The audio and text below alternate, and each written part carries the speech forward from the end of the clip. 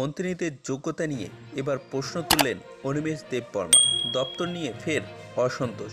বিস্তারিত জানিয়ে দেব, সঙ্গে থাকবে। রাজ্য মন্ত্রিসভার ওপর সবকিছু ঠিকঠাক দেখা গেল, ভিতরে যে শরিকি ক্ষোভ রয়েছে মঙ্গলবার মন্ত্রী অনিমেষ দেববর্মার বক্তব্যে তাই স্পষ্ট হয়ে গেল। মন্ত্রিসভায় দপ্তর বন্টনে তিনি যে যার পরনেই অখুশি তা জানিয়ে দিলেন।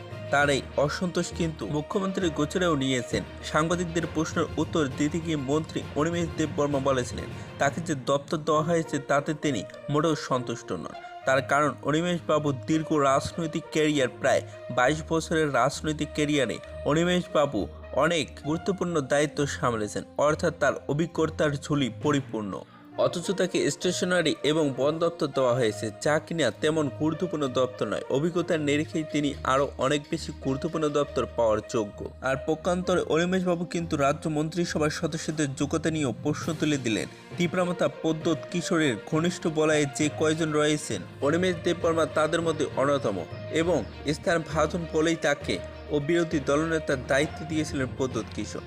কেন্দ্রীয় স্বরাষ্ট্রমন্ত্রীর সঙ্গে সমালোচনার পর মন্ত্রিসভায় যোগদানের সিদ্ধান্ত গুরুত্বপূর্ণ ভূমিকা ছিল অনিমেষ বাবুর। তীব্রমাতা থেকে মন্ত্রী হওয়ার ক্ষেত্র অনিমেষ দেববর্মাই ছিলেন প্রদ্যোতের প্রথম পছন্দ। মন্ত্রী অনিমেষ দেববর্মা এই বক্তব্যে যথেষ্ট গুরুত্বপূর্ণ এবং তাৎপর্যপূর্ণ। প্রদ্যোৎ কিশোরের পরামর্শ কিংবা অনুমোদন ছাড়াই তিনি আচমকাই সাংবাদিকদের সামনে প্রকাশ্যে ক্ষোভ জানান, এবং এমনটাই অনেকেরই হিসেব নিকেশের বাইরে। তাই অনিমেষবাবু এই ক্ষোভ প্রদ্যোৎ কিশোরের অজানা নয় বলেই অনেকেরই ধারণা। আবার সামনেই পঞ্চায়েত নির্বাচন, জুলাইয়ের শেষে অথবা আগস্ট মাসের প্রথমে পঞ্চায়েত নির্বাচন হওয়ার একটা সম্ভাবনা রয়েছে। সেক্ষেত্রে পঞ্চায়েত আসন সংখ্যা নিয়ে যেন বড় শরিকের সঙ্গে দর কষাকষি করা যায়, সেই পথ প্রশস্ত রাখতে চাইছেন মতা। অর্থাৎ এক ঢিলে দুই পাখি মারার পরিকল্পনাতেই এই ক্ষোভ প্রকাশ। যদি ভিডিওটি ভালো লাগে তাহলে একটি লাইক দেবেন, চ্যানেলে নতুন হলে সাবস্ক্রাইব করে পাশে থেকে বেল আইকনে প্রেস করে রাখবেন এরকম লেটেস্ট ভিডিও আপডেটগুলি সর্বপ্রথম পাওয়ার জন্য।